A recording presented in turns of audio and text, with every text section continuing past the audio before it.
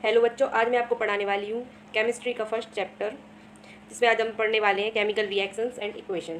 तो यदि आप चाहें तो आप नोट्स भी बना सकते हैं। तो हमें इस चैप्टर में क्या क्या पढ़ना है, हम इसको 5 टाइप से या पाँच पार्ट में बोल सकते हैं, कंप्लीट करेंगे। तो सबसे पहला यहाँ पर है इंट्रोडक्शन टू केमिकल रिएक्शन, यानी हम केमिकल रिएक्शन क्या होती है, इसकी डेफिनेशन क्या है, इसके एग्जाम्पल क्या है, ये पढ़ेंगे। उसके बाद हम ऑब्जर्व कैसे करें कि कोई भी जो चेंज हुआ है वो केमिकल रिएक्शन है या नहीं, इसके बारे में भी हम पढ़ेंगे। हम इसके बाद सेकंड है केमिकल इक्वेशन। ठीक है, केमिकल इक्वेशन क्या होती है, केमिकल इक्वेशन को लिखते कैसे हैं, बैलेंस कैसे करते हैं, इसमें हम ये सब भी पढ़ेंगे। ठीक है, मैं आपको केवल आपके जो सिलेबस से, जो अपडेटेड सिलेबस है उससे ही रिलेटेड पढ़ाऊंगी, इससे बाहर आपका कुछ भी नहीं जाएगा, अगर आप इतना अच्छे से समझ लेते हैं, पढ़ लेते हैं। इसके बाद नेक्स्ट हम पढ़ेंगे type of chemical reaction. Chemical reaction के टाइप्स पढ़ेंगे, कितने टाइप की होती हैं, क्या क्या होती हैं, कौन कौन सी होती हैं। नेक्स्ट इंपॉर्टेंट टॉपिक है वो है ऑक्सीडेशन एंड रिडक्शन। ये अपने आप में बहुत इंपॉर्टेंट टॉपिक है, क्योंकि इसकी डेफिनेशन हमारे एग्जाम्स में पूछी जाती है मोस्टली। ठीक है, रिएक्शंस भी पूछी जाती हैं। ठीक है, इसके बाद फिफ्थ है effect of oxidation reaction in everyday life. ठीक है, तो ऑक्सीडेशन रिएक्शन है उसका डेली लाइफ में क्या इफेक्ट है वो, तो हमें इतना पढ़ना है। तो हम स्टार्ट करते हैं केमिकल रिएक्शन एंड इक्वेशन में केमिकल रिएक्शन से। ठीक है, तो यहाँ पर क्या लिखा है, a chemical reaction is a process in which one और मोर सब्सटेंस। केमिकल रिएक्शन क्या है, एक प्रोसेस है, एक प्रक्रिया है जिसमें एक या एक से ज़्यादा सब्सटेंस, जिसको हम उन सब्सटेंस को हम क्या बोल सकते हैं, या बोलते हैं रिएक्टेंट बोलते हैं, रिएक्टेंट्स। ठीक है, तो क्या हो जाते हैं, आर कन्वर्टेड टू वन और मोर डिफरेंट सब्सटेंस। तो जब दो सब्सटेंस पार्टिसिपेट करते हैं किसी भी रिएक्शन में, और वो क्या बनाते हैं, वन या वन से ज़्यादा ही, एक से ज़्यादा सब्सटेंस बनाते हैं, अलग अलग सब्सटेंस बनाते हैं। ठीक है, तो इसको हम केमिकल रिएक्शन बोलते हैं। ठीक है, इस प्रोसेस को बोलते हैं। सो बेसिकली जो सब्सटेंस इस रिएक्शन में पार्टिसिपेट करते हैं उनको हम रिएक्टेंट बोलते हैं, और जो हमें बनता है हमारा, मतलब जो आउटकम निकल कर आता है, उसको हम क्या बोलते हैं, प्रोडक्ट बोलते हैं। ठीक है, सो अब हम यहाँ पे, अब हम इसको हटाकर, अब आप मेरी बात को, अब ये तो होगा थ्योरेटिकल। ठीक है, अब आप मेरी बात को ध्यान से सुनिएगा, 5-10 मिनट ध्यान से सुनिएगा और समझने की कोशिश कीजिएगा। ठीक है, तो बेसिकली अगर हम नॉर्मल लाइफ में एग्जाम्पल लें, तो मैंने बोला कि मैंने जैसे जैसे गर्मियों का समय है, उसमें मैंने दूध को नॉर्मल रूम टेम्परेचर पर रख दिया। ठीक है, कुछ टाइम बाद क्या होगा वो फट जाएगा। ठीक है, अब वो फटा हुआ दूध क्या वापस मिल्क बन सकता है, नहीं बन सकता। ठीक है, सेकंड अगर हम एग्जाम्पल लें, हमने खाना खाया, वो डाइजेस्ट हो गया, तो क्या अब वो डाइजेस्टेड फूड है वो वापस नॉर्मल फूड बन सकता है जो हमने खाया है, नहीं बन सकता।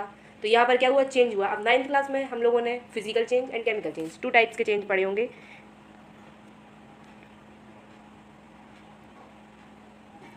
फिजिकल चेंज, और सेकंड हमने टाइप पढ़ा है केमिकल चेंज।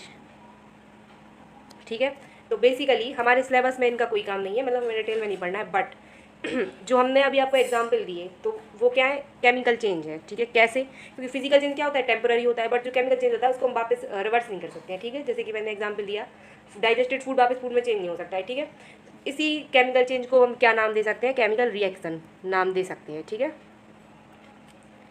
केमिकल रिएक्शन नाम दे सकते हैं।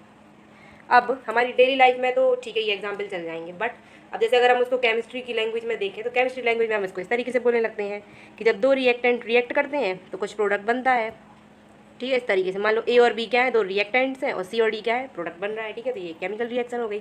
अच्छा, अब इस केमिकल रिएक्शन को पहचानने के लिए कि केमिकल रिएक्शन हो रही है या नहीं हो रही है, उसके लिए आपके सिलेबस में कुछ एक्टिविटीज़ है, तो ज़रा आप उनको भी देख लेते हैं। तो यहाँ पर लिखा है magnesium ribbon Burns with a dazzling white flame and change into a white powder. मतलब मैग्नीशियम रिबन को जब हम बर्न करते जलाते हैं तो वो एक वाइट फ्लेम यानी सफ़ेद ज्वाला के रूप में जलती है और वाइट पाउडर में कन्वर्ट हो जाती है। तो ये जो पाउडर होता है वो क्या होता है, मैग्नीशियम ऑक्साइड का होता है, जो कि क्यों बनता है, रिएक्शन की वजह से, किसके बीच में, मैग्नीशियम और ऑक्सीजन की वजह से। ठीक है ठीक है, अब और एग्जाम्पल देखें तो take a few zinc granules in a conical flask. एक कॉनिकल फ्लास्क में, कॉनिकल फ्लास्क आपकी बेसिकली इस तरीके से होती है। ठीक है, इस तरीके से आपकी कॉनिकल फ्लास्क होती है, उसमें हम क्या करेंगे, जिंक ग्रेन्यूल्स को लेंगे, या और उसमें या तो हम हाइड्रोक्लोरिक एसिड को डालेंगे या तो हम सल्फ्यूरिक एसिड को डालेंगे। ठीक है, डाइल्यूट। तो हम क्या ऑब्जर्व करते हैं कि हाइड्रोजन गैस इवॉल्व होती है। अब हमें ऊपर वाली एक्टिविटी से क्या पता चला, ठीक है, हमें कैसे पता चलेगा कि ये केमिकल रिएक्शन है या नहीं। तो इसमें क्या होना चाहिए, ये 4 कंडीशंस फॉलो होना चाहिए। ठीक है, सबसे पहले एक होनी चाहिए स्टेट की, एक कलर, एक गैस या एवोल्यूशन ऑफ गैस, या चेंज इन टेम्परेचर, मतलब इनमें चेंजमेंट आना चाहिए। ठीक है, अब जैसे हम फर्स्ट एग्जाम्पल को कंसिडर करते हैं, तो मैग्नीशियम की रिबन एटोपड़ा कुछ भी बोल सकते हैं, तो वो क्या में चेंज हो गया, वाइट पाउडर में चेंज हो गया। ठीक है, सबसे पहली बात इसमें क्या हुआ, जो पाउडर फॉर्म में चेंज हुआ यानी उसकी स्टेट चेंज हुई। ठीक है, और हमने नीचे क्या पढ़ा कि इनमें से कोई भी कंडीशन फॉलो होना चाहिए। ठीक है, ये सी कंडीशन है। ठीक है, तो इसमें कौन सी हुई, स्टेट की। ठीक है, सिमिलरली कलर का भी आपको मिल जाएगा। जैसे और ये हम जिंक ग्रेनुल वाला एग्जाम्पल लेके, तो इसमें क्या हुआ, हाइड्रोजन गैस इवॉल्व हुई, ठीक है, तो ये एवोल्यूशन ऑफ गैस हो गया, ठीक। अब यदि हाँ ये एग्जाम्पल और रह गया है, take lead nitrate solution in a test tube. Test tube में एक लेड नाइट्रेट का सॉल्यूशन लेंगे और उसमें पोटेशियम आयोडाइड को हम मिलाएंगे, ठीक है। तब हम ऑब्जर्व करेंगे कि lead iodide and potassium nitrate बनता है। अब इसमें हमें क्या पता चलेगा, अब अगर आप उस फ्लास्क को या टेस्ट ट्यूब को आप टच करेंगे तो उसका जो टेम्परेचर होगा बहुत हाई होगा, वो बहुत गर्म हो जाएगी, आप उसको टच भी नहीं कर पाएंगे। तो यहाँ पर हमें क्या देखा, चेंज इन टेम्परेचर, टेम्परेचर में चेंज देखा, ठीक है। तो इस तरीके से केमिकल रिएक्शंस होती हैं। यानी अब अगर आपको केमिकल रिएक्शन पहचानना हो तो आपको ये 4 पॉइंट नोटिस करने पड़ेंगे कि ये 4 पॉइंट उसमें है या नहीं है, इनमें चेंजमेंट हो रहा है या नहीं हो रहा है, ठीक है। अब जरा हम फिगर देख लेते हैं ताकि आपका एक बार और रिवाइज हो जाए। ये है एक मैग्नीशियम की रिबन, ठीक है, ये टोंग्स मतलब पकड़ने के लिए। उसके बाद ये बर्नर है। अब यहाँ पर इसको ये बर्न कर रहा है, तो ये देखो white white white powder, sorry ये आपकी फ्लेम दिख रही है और यहाँ पर ये पाउडर कलेक्ट हो गया है, तो ये क्या है, एक मैग्नीशियम ऑक्साइड है, ठीक है। नेक्स्ट एग्जाम्पल अगर हम देखें तो ये क्या है, एक कॉनिकल फ्लास्क है, ठीक है, और यहाँ पर इसमें डाइल्यूट देखो सल्फ्यूरिक एसिड है, ठीक, और ये जिंक ग्रैन्यूल्स डले, तो यहाँ पर ये क्या इवॉल्व हो रही है, हाइड्रोजन गैस इवॉल्व हो रही है, ठीक है। अब नेक्स्ट हमें अब कैसे लिखेंगे, देखो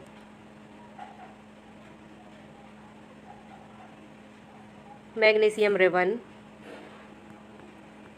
प्लस हीट, ठीक है, क्या में कन्वर्ट हो रही है,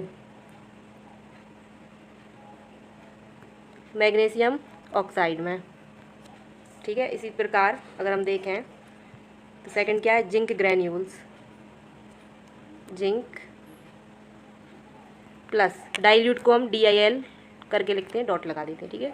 HCl ले लो या H2SO4 ले लो, कुछ ले लो, मैंने HCl ले लिया, ठीक है। तो यहाँ पर क्या बनेगा, हाइड्रोजन गैस आपकी इवॉल्व हो जाएगी, ठीक है। गैस को हम ऊपर एरो उड़ाकर, एरो ऊपर की तरफ एरो बनाकर गैस को मतलब इस तरीके से उड़ा देते हैं। अगर आपका PPT यानी प्रेसिपिटेट हो, PPT, तो इसमें क्या होता है, डाउन में कर देते हैं हम, ठीक है। ये आपको कुछ बेसिक नॉलेज है, ठीक है। तो आई होप आपको ये वीडियो पसंद आया होगा। अब नेक्स्ट में हम पढ़ेंगे केमिकल इक्वेशन, जहाँ पर हम आपको इस जो यहाँ पर रिएक्शन लिखी है इसके माध्यम से आपको समझाएंगे कि केमिकल इक्वेशन कैसे होती है। तो यदि आपको वीडियो पसंद आया तो आप इसको लाइक कीजिए और कमेंट में ज़रूर बताइए। धन्यवाद।